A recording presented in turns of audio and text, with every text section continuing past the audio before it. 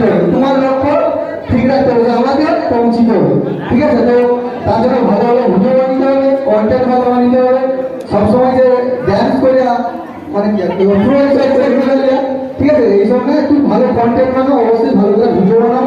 সেটা ড্যান্স হইতে পারে, ব্লগ হইতে পারে, আর কমেডি হইতে পারে, টেকনিক্যাল দিক ডেভেলপমেন্ট হইতে পারে, যে কোনো কাজে সব কাজে মোটামুটি তোমাকে লক্ষ্য ফিক্স করতে হবে যে হ্যাঁ এটা আমি পারবো করবো। ঠিক আছে, তো করো, অবশ্যই সবাই ফলোয়ার্স হবে, একদিন আমারও 100 ফলোয়ার্স পেয়ে।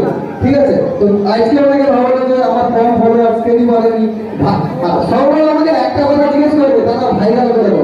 কেউ কাউকে ভাইরাল করতে পারেনি, ভাইরাল নিজেকেই হতে হবে। সেটার জন্য নিজেকে কন্টেন্ট বানাতে হবে, নিজেকে ভালো ভিডিও বানাতে হবে।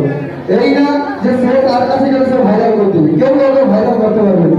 তো মোটামুটি এটাই করবে, সবাই ভালো করে ভিডিও বানাও, কন্টেন্ট বানাও, অবশ্যই সবাই ফলোয়ার্স হবে। ঠিক আছে, এইটাই শেষ কথা।